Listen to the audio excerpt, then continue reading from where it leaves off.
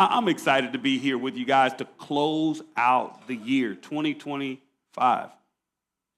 For some of us, 2025 has been a rough year. We just feel like we crawled across the finish line, right? Others, 2025 has been amazing. It's been a beautiful year. God has blessed you beyond measure. Others, we are here today to be inspired for 2026. And I hope you all are here for that because typically I usually teach. That's my lane. I'm a teacher by nature. I really, really not a great preacher. But today I'm going to try preaching to you guys, okay? Because I really believe that God wants me to proclaim something to you today. I think that God wants me to proclaim a word over your life for 2026. Are y'all ready for that? I really believe last year God gave me a word and he said, don't think small, don't hold back, think big, go all in. And it was specifically for our church. And we done something that, was a little challenging for me. We put this church on the market and God said we're going to sell it. He told me how much to sell it for. Someone bought it for that exact amount. And now we're moving our church to Mesquite in the next few weeks, sometime in January, prayerfully.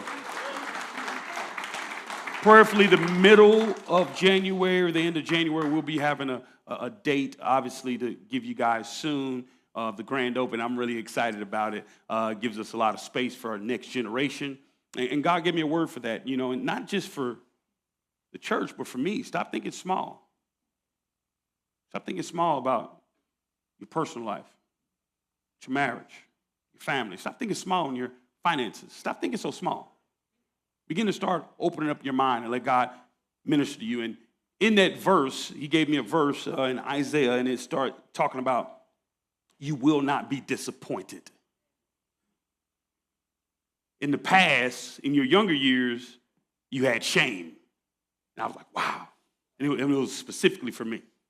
In the past, I'd had some things that, it was disappointing. God said, you will not be disappointed. And I spoke that to you guys. And I wanted you guys all to know that because I felt like, you know what? Hey, you may have some disappointments, some things you may not be proud of, and God is saying to you as well. I didn't feel like it was sometimes there's a word just specifically for you, but then for me as a pastor, there's other times it's a word for the house. Today, I have a word for the house.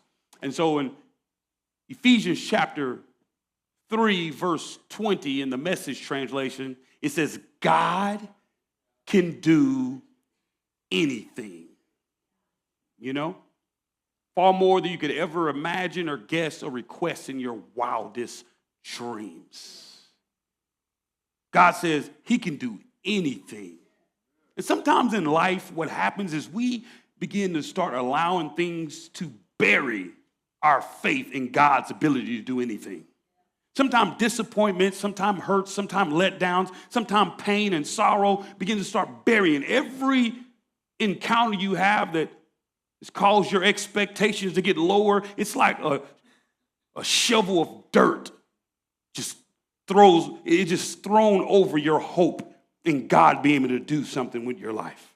It's like every time there's a painful act, every time you give your all and you just feel as if you got let down, it seems like every time something happens that you just didn't see coming and it's blindsides you, it seems like it's just another shovel of dirt on that hope. And it's kind of like burying the hope that God can do something with your life.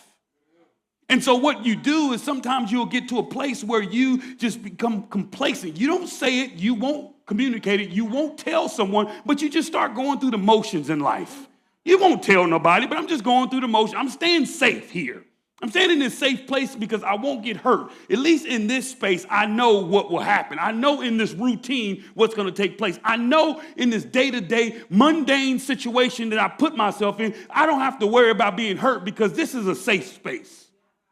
This is space is safe. If I date safe, if I just stay with this dude, if I stay with this girl, at least I know the pain that will take place here. But if I put myself in a situation that I may not understand totally and I'll have to put a little risk in my life, I just feel like I just can't take one more blow. If I have one more letdown, if I have one more hurt,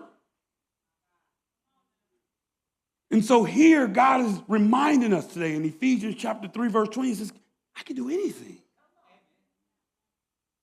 And I like it, it's like a pause. It says, God can do anything. And that comma, for those who love to read properly, it's a comma there. Mean it's a pause. He says, God can do anything. You know? And it's like that, it's kind of like question, do you remember? You remember when you first experienced me? You remember when you first got touched by me? You remember when you first walked through the doors of the church?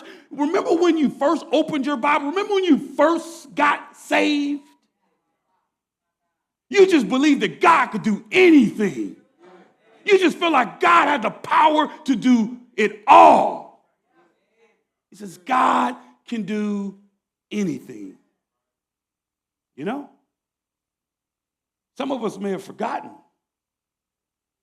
that God can actually heal that marriage.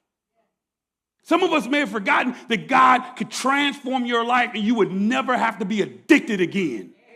Some of us have forgotten that God has the ability to turn your financial situation upside right. God has the ability to turn it around. God can do anything. And I really think that sometimes we play it safe because we just don't want to be let down. We just don't want to put our all into it again, so we play it safe and we be lukewarm Christians. We're straddling the fence. Not all the way in. I'm not all the way in, but I'm not all the way out either, God. And then we expect God to bless us with that half-hearted commitment. I'm here to tell you, you may want to recommit your life today, wholeheartedly, with the faith and the trust that God can do anything. And this is the thing that blew my mind. It says far more than you could ever imagine. Sometimes we imagine things with our life. Have you ever been that type of person that would imagine what your life could be? I remember when I was young, I had all these aspirations. I wanted to be a football star. So I went all in on football until I started getting sidetracked and selling drugs, partying. That was all in. I mean, I would do 2-a-days, meaning I would wake up in the morning, sometimes 3-a-days, wake up in the morning, early in the morning, work out 3-4 hours a day, then go back. I go home, then go back by 1 o'clock and go another 3-4 hours a day, and then go back and take a 2-hour break, and then go from 6 to 9. I mean, I'm just all in. Because I felt like this is what my life was supposed to be about. I want to know, what are you going all in with? Have you begun to start having reservations with your life? Have you begun to start half-heartedly doing things, just kind of like going through the motions? He says far more than you could ever imagine. Whatever you can imagine with your life, God can do that. He can supersize that. He can X that by 1,000. He can multiply that. Whatever you could imagine. If you could imagine a great life, if you could imagine you own your own business, having all these degrees, if you can imagine you having your own house, if you can imagine you having a beautiful family, a beautiful marriage, if you can imagine it, God says, that is not even close. I can do far more than you could ever imagine. But I think it takes us getting these first 4 words, God can do anything. You won't even start imagining it. Stay with me now. Ephesians chapter 3:20. You know what I'm saying? You won't even imagine it. You won't even imagine that God can, anything. You won't even imagine that God can do more than what you can imagine if you won't do those first 4 words. Believe God can do anything. If you won't imagine beyond your current circumstance. If you don't believe that God can do anything, you'll never imagine anything more than what you have right now.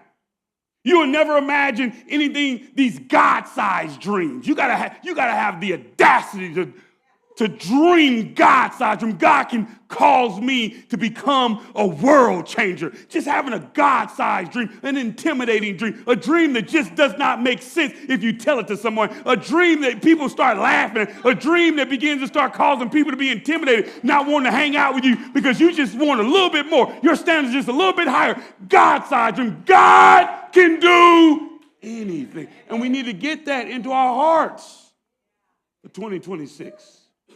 I don't want, and I know it's hard because it's 12 entire months, 52 weeks, 365 days in the entire year. And there's a lot of hurt and a lot of pain and a lot of sorrow and a lot of ups and downs that take place in an entire year. It just is. And you got to hold on to that this year. Sometimes you got to go back and say, no. God can do anything. No. I remember God can do anything. Even when you come across that pain that you're going to come across. 2026 got pain with your name on it. I just want to make that clear. Because sometimes we think that when you hear a word like this, you're going to be void of pain. You're going to be excluded from any sorrow. You're not going to have any issues. No, you're going to have issues, ma'am, sir. But you can still hold on to the promise of God, that God can do anything. I know I'm having these issues, but God, I know you can do anything. Far more than what I can imagine or even guess. Do you have wild dreams? Do you have wild dreams about your future? Do you just think of this preferred future for your life and imagine and just fixate on that? I think I used to get in trouble because in class I would finish my work and I would be like in a daze because I would be thinking about something else. I wouldn't be thinking about what's going on now. And sometimes people like that get in trouble in school, but I would always be imagining something in the future or with something else I want to be doing. I don't want to be doing what's going on right here. I want to be doing what's taking place over there. I think that's what happens to me, my wife. I'll start creating sermons. Like for right now, I create my sermons months in advance where, I'll be way in March or like right now I'm in like July, right? And so she'll be like, I'll get excited about a series or a sermon. She's like, you're always excited about that one. What about the one you're going to preach this Sunday, right?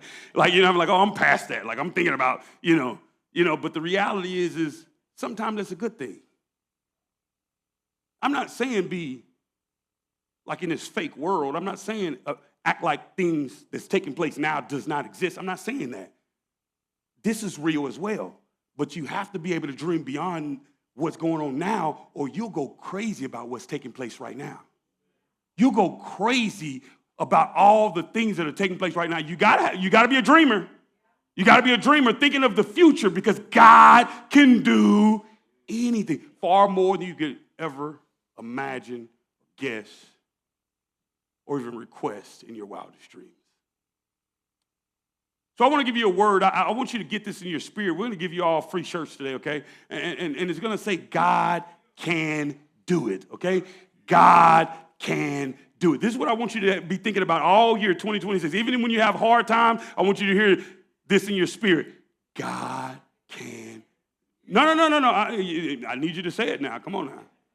If you're going to believe it, you know what I'm saying? God can do it. Whatever it may be, you got to get that in your spirit. I'm seriously, because so many things cause you to feel like it can't happen. Anybody have those battles? Like for real. I mean, I'll be honest. The enemy started trying, in the middle of us, after God told me, put the church up for sale. I'm going to sell it for you. Here's the price. I was having battles in there sometimes. Man, you going to do it or what? I have to remind God can do it. You got to hold on to this. I don't care how spiritual you get, how long you start walking with the Lord. You're going to have to learn how to hold on to God's promises. What did God say? God can. You know what? People typically are willing to focus on their past more than their futures. People typically, they're willing, they really are willing to just focus on their past more than their futures. Now, you're going to have to Google this or chat GPT this, but in the 60s, there was this cartoon show called The Jetsons. Remember The Jetsons? The Jetsons was the first one that had FaceTime. Remember that? Now, if you watched it, they had FaceTime. It was so cool. I was like, dang. And, you were just like, oh, my God. Do you know that The Jetsons only had 75 episodes? They ran 24 episodes in the 60s, and then they came back and ran like 51 in 85, 86, and 87. No one wanted to watch it. No one was interested in the future. No one cared about the futures. Yet, there was another show called The Flintstones. The Flintstones, they couldn't fly in their car. They had to run. Remember they would run around, bam, bam.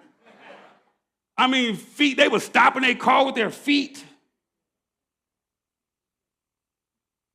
They ran 166 episodes. Everybody was so caught up in what this prehistoric life, this old, life that you had to run in your car.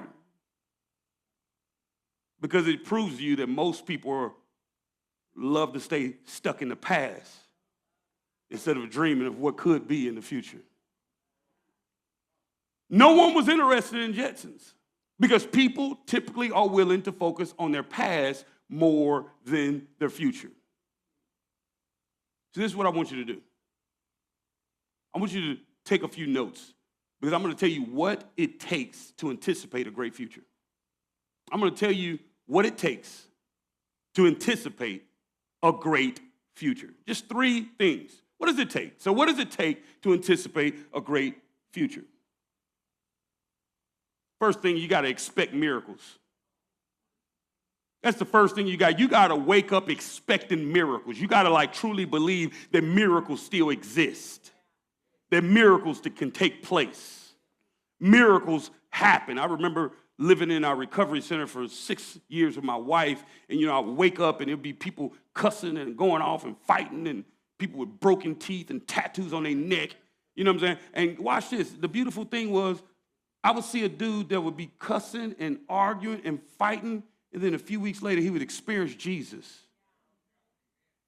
And all of a sudden, now this guy is talking all calm and nice and worshiping and crying. And we was experiencing miracles every single day.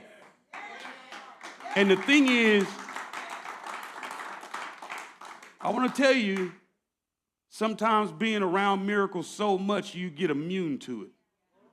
And I was sitting in there, and, me and my wife done it for 13 years, 6 years together, but I've been doing it for 7 years before this, so 13 years altogether, I was just sitting around miracles all day. People being transformed, people's lives being radically transformed. And what happened was I began to start getting immune to it. Oh, it's just normal.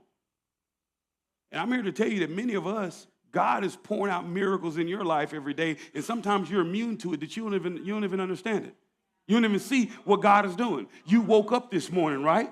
That's a miracle. That's a miracle. Somebody did not wake up. You know what I'm saying? You got your bills paid this month, right? It's a miracle. Some of us, we didn't even know how we were going to actually have presents for our children, but you got presents for your children, right? You know what I'm saying? You had a great Christmas around some loving people, right? Look, many of us, we got to get to a place where we wake up expecting this. Our expectations means a lot. You got to have great expectations for the future. I want you to get this. Your expectation determines your preparation. You won't prepare if you don't expect. Why am I preparing myself for something I have not expected? You prepare based on your expectations. If I'm expecting, we're expecting to move now, so we're preparing. We're remodeling this church. We're getting things together. We're gathering things together. Why? Because we are expecting to be moving into a new building. So preparation and expectation goes hand in hand. If you have no preparation, I'm here to tell you, you're not expecting God to do anything. So I want you to start preparing like God is about to do a miracle in your life. Every single day, wake up preparing like I know God is about to do something. I know God is about to show up and show out. There was a man named Noah. Every day, the Bible says for about 120 years, Noah was preparing what they called an ark. This ark is a big boat. So he's preparing. He's getting all this wood. He's building. And everybody was walking around talking about, man, what are you doing? He said, it's going to rain. Now, let me tell you, at this time, no one had ever heard of rain. Rain did not even exist. It never had rained on the earth. And he's talking about it's going to rain. So he got to explain, so water drops are going to come down from the heaven, and it's going to fill up, and we're going to have this big old boat to get into because it's going to be a flood. And they're like, man, you're tripping. But he was expecting for God to keep his word. He was expecting for God to rain and flood the earth. If you do not prepare, don't act like you expect God to do anything now. Don't expect God to do a miracle in your marriage if you're not going to counseling. Oh, yeah, I said that. Don't expect for your life to get better if you're not preparing and doing something with your life. Don't expect for you to have a transformation if you're not waking up, getting in prayer, getting the word of God, spending time getting counseled, being mentored, being discipled. Don't expect anything if you're not preparing. Your expectation determines your preparation. If you're not preparing, you're really not expecting. Some people just swear up now God's just going to drop something out of the air and it's going to just land on your lap. God is doing things based on your preparation. God is only going to do a miracle based on your preparation. Based on, are you prepared? Your expectation says a lot about your relationship with God as well. Did you hear from God? Because it's something about getting a word from God. You have great expectation. I mean, something starts swelling up in your spirit. When God is giving you a word, you can tell when someone has not gotten a word from God. Let me go ahead and tell you, ladies, if your man got a word from God, let me tell you, fellas, if your woman got a word from God, let me tell y'all, if you'll know when someone got a word from God because they have great expectations. If they got a word from God, I mean, they're excited about what the future holds. I mean, if you're just going through mundane, whatever, I mean, you ain't got nothing. You ain't got nothing from God. And you're just reaching for anything. Ooh, maybe I should try this. Ooh, maybe I should try that. Ooh, they trying to find themselves. You don't need to find yourself. You need to find God, girl. You need to find God, boy. That's what the problem is. People be talking about they need to find themselves. What they need to find themselves for? They in their skin. They right there. They are, look in the mirror. There you go. Now, you need to find God. Because when God speaks to you, you have great expectation. You'll be expecting for something to happen every day. So the first thing I want you to do, in order to anticipate a great future, I want you to have expectation. Expectation gives you purpose. Expectation gives you a drive. Expectation gives you a drive. You're driven, and you're driving toward a goal. You have purpose. You have meaning of life. If you expect to succeed, you often push harder and plan better when you're expecting to succeed. When you're expecting to succeed, that's what you do. You actually push harder. You plan better. If you expect people to treat you with respect, you're more likely to set healthy boundaries. When you have expectations of having a healthy relationship, you set healthy boundaries. That's when you have expectations. When you don't have expectations, you just let people treat you any old kind of way. Giving you a little relationship one-on-one tool right there, little nugget. If you have expectations in a relationship, you'll set healthy boundaries. Like, I'm not going for that. I already got expectations. I'm not going for that toxic stuff because I have expectations. So you need to expect a miracle. Day in and day out, expect for God to do something special. God is about to do it. And then open your eyes and begin to start looking for it because he's going to do it. He's going to do it. He's only going to work according to your expectations. If you're not expecting it, it may even happen. You don't even see it. You won't even see what's going on because, why? You're not expecting it anyway. You'll wait on the Lord when you expect him to do something. Many people won't wait on the Lord because they're not expecting him to do anything. What do you do when you order something from Amazon Prime? You wait. You're expecting that package to come to the door, right? Matter of fact, you just hear something, you open the door. Oh, I thought that was him, you know. I'm expecting something. When you're expecting a miracle, you'll do the same thing. You'll be waiting on the Lord to do something. You'll be watching for him to do something. You'll be working. You'll be worshiping while you wait. Why will you worship while you wait? You'll worship while you wait. Why? Because I know you're going to show up. So ain't no sense of me panicking. Ain't no sense of me stressing. Ain't no sense of me worrying. Ain't no sense of me sitting being overwhelmed, wondering if you're going to do it. Let me worship while I wait. So I want you to expect miracles. Another thing I want you to do, I want you to experience a miracle. Not only do I want you to expect a miracle, I want you to experience a miracle this year. When you have great expectation of the future, you know what you do? You expect a miracle, and not only do you expect it, you experience it. You experience that miracle. To know God is to experience him, to encounter him, to engage him. So day in and day out, I'm waking up with expectations to see God move. Not only am I having these expectations, I'm actually going to experience him move.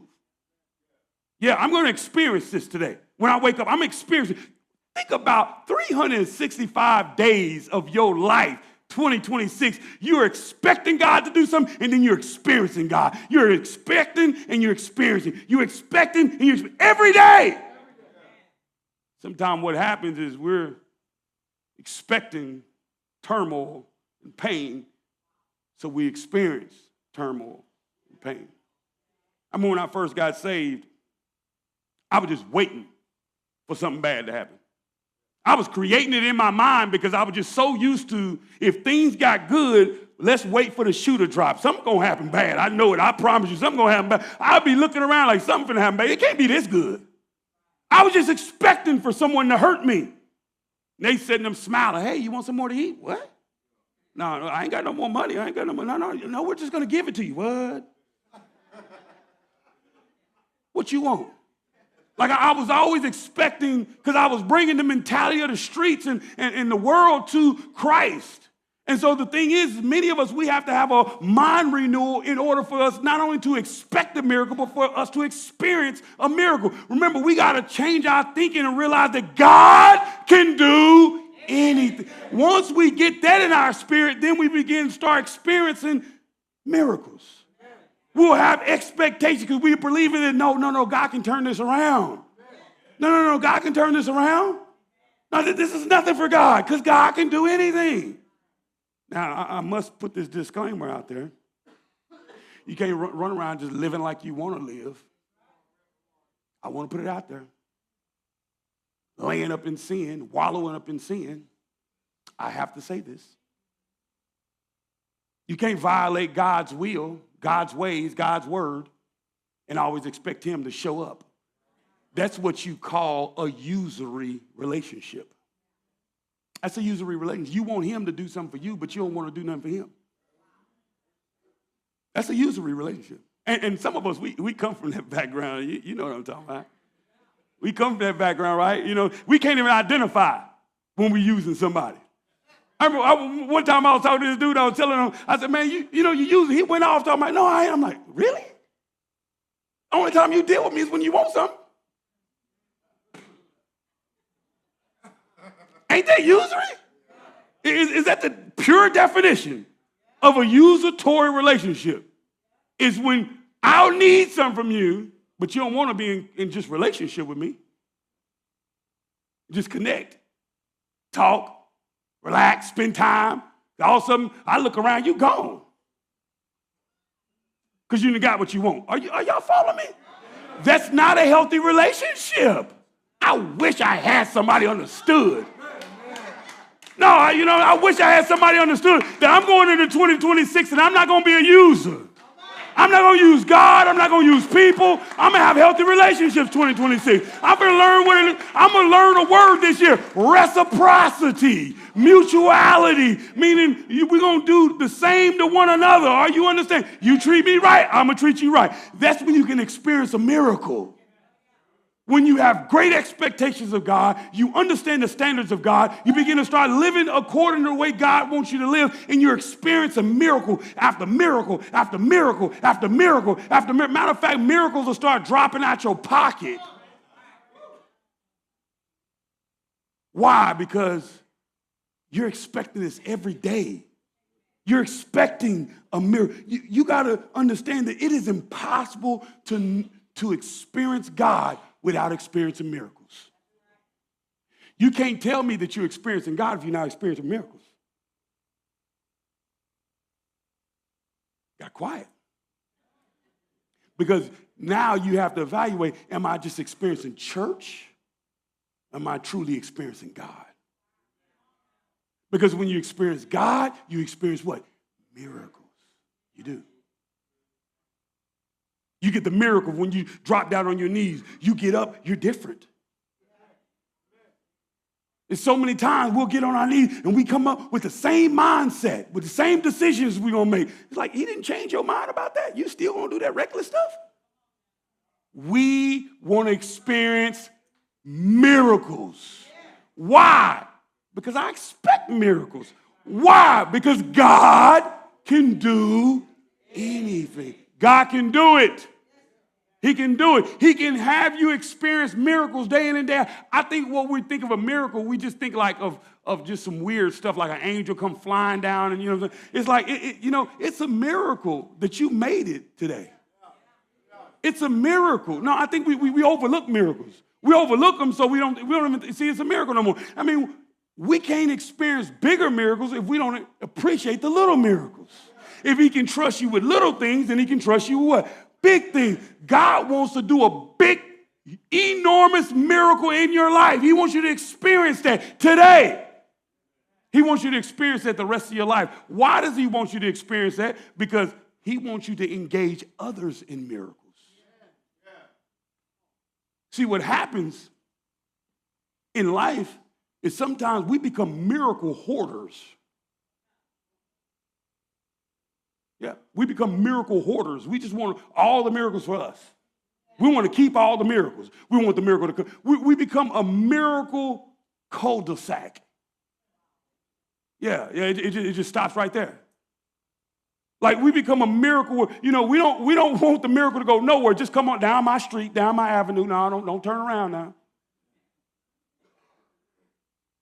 See, when we experience God, something happens. When you come to God selfish. Are y'all hearing me? Yeah. But when you come to God, God does something internally where you begin to be selfless. So now you're more, my life really exists for everybody else. And I know that. I really know that. My wife knows that. She knows that I mess around, be talking on the phone at 1 o'clock in the morning to somebody, counseling somebody. She already knows that I'm subject to jump out my bed, roll off, and go meet somebody, at any time. She ain't mad. She understands. She knows that my life exists, and her life exists for other people too. We ain't mad. We understand because I want other people to engage miracles. As a matter of fact, I want you to get this. And the only people that's going to think this is prideful is the people that don't want to do it themselves. I know I'm an agent when a miracle flows through. I'm a conduit. Like I'm a pipeline for miracles to flow through. Okay, you are too. No, I just need you to know that you are too. That's a bold statement to say because some people are like, oh, who you think you are? Well, you are too. You're supposed to walk around engaging others in miracles day in and day out, giving people hope that may feel hopeless. Helping someone that's down and out. Someone that feel like they can't do life no more. You came on the scene, they feel like they can live again. When you popped up, they felt like they could take on the world. Why? Because you're a miracle conduit. You're supposed to carry miracles. Why? Because God can do anything. God can do it. God can use you. Yeah, even you. He can use you to go into your workspace and bring hope in there.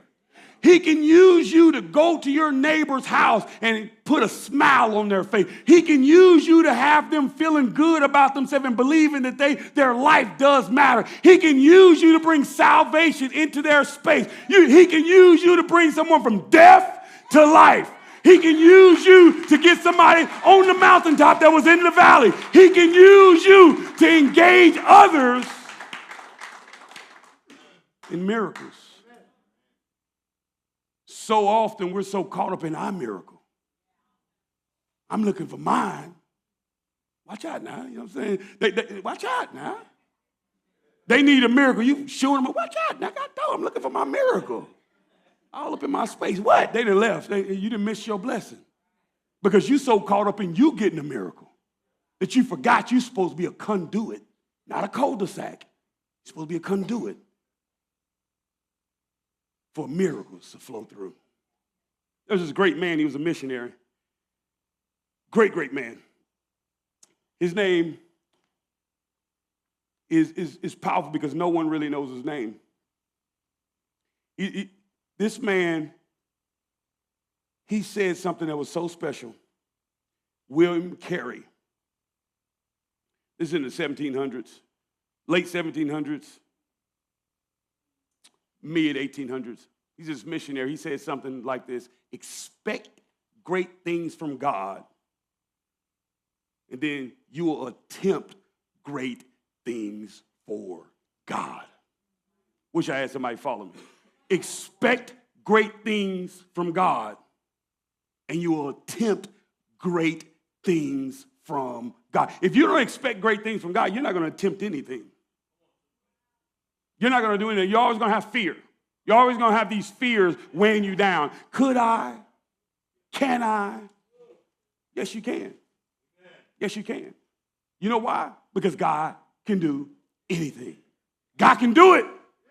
God can transform your life. God can do it. God can use you to transform other people's life. God can do it. God can heal your marriage. God can do it. God can restore your family. God can do it. I'm telling you, I'm a living testimony. My family we were all a trip. And now my family's getting saved. All of those thugs, every last one of them, from grandma, everybody on down. All hustling. Everybody, even grandma, she getting us on too. And we all are experiencing God now. The reality is, if you expect great things from God, you will attempt great. So as soon as I got saved, I started attempting great things. I'm going to pray for all these hooligans. Talking about my family. And y'all too, the heck with it. But I'm going to pray that God save my family. So I'm going to attempt this great thing for God. To see God do something special with my family. Expect great things from God. What you will do, attempt great things from God. If you don't expect great things, you're going to stay safe. You're going to stay safe. Remember that guy, Thomas Edison? Thomas Edison, he's accredited to inventing the light bulb. Thomas Edison, they have a quote of him saying that, let me read it to you. It says, I have not failed 10,000 times. Because this guy, he attempted to create a light bulb 10,000 times, and it didn't work. He said, I have not failed 10,000 times. I just found 10,000 ways that it won't work.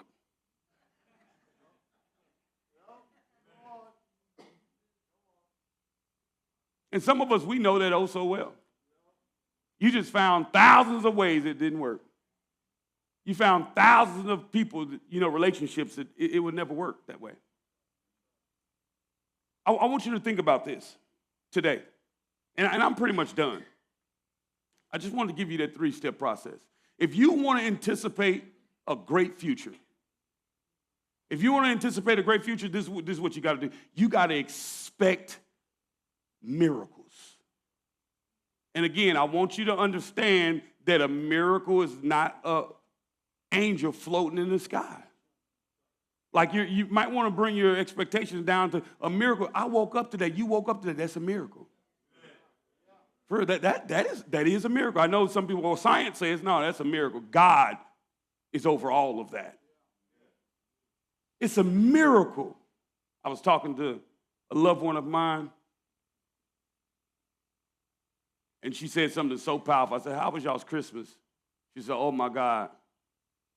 I went from wondering how I was going to take care of everything to wondering how I took care of everything. I went from wondering how to wondering how. And I think that if you and I begin to start getting that mindset. I'm wondering how God gonna do it. And then when God does it, I'm wondering how God done it. Like, we need to have an awe and a wonder about ourselves. I'm in awe of your goodness, God, of how you're able to do more than I could ever imagine. God, you can do anything, far more than I could ever imagine or guess or request in my wildest dreams. God, you can do it. So I'm going to walk around expecting you to do things. I'm going to expect you to do miracles day in and day out. I'm going to expect you to meet my needs. I'm going to expect you to heal my body. I'm going to expect you to heal my mind. I'm going to expect you to do a work internally inside. I'm going to expect you to, and then I'm going to experience this. After I expect, I'm going to experience a miracle. I know it. I'm going to experience a miracle. Just holding on to that. And sometimes it's tough because, like, you're wondering, like, man, God, you said you was going to do it.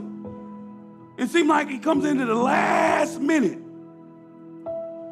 But you experience that miracle. If you hold on to expecting a miracle, you can experience a miracle. If you just hold on to it. I don't know what you're expecting God to do. I don't know what you need to experience, but I'm telling you, hold on to your expectations. Prepare your heart for God to do a miracle this year in your life. Then, when you experience a miracle, don't be stingy. Engage others in the miracles. You want other people to experience miracles too. Now, my greatest joy is not about what I do for God. It's about what other people do for God. That's my greatest joy, is to see our team and people do things for God that they felt like they couldn't do. They didn't think they could do that. And God began to start using them. And they have a little battle, they have blockage. Every last one of us has some type of blockage. But I'm here to tell you that if you expect great things from God, you will attempt great things from God. God can do it. I need you to get that in your spirit. Say it. God can change my life. God can change my relationship. Y'all stay on God can do it. Because whatever you're waiting on, God can do it. And you got to hang on that 365 days. And I think, yes, after 2026, you'll just understand it in 2027. You won't even have to repeat it. It'll just be a part of your DNA. And then in 2027, you get another word and hold on to that. And that's how you change. You don't have to change. You don't have to change 9 million things in 1 year.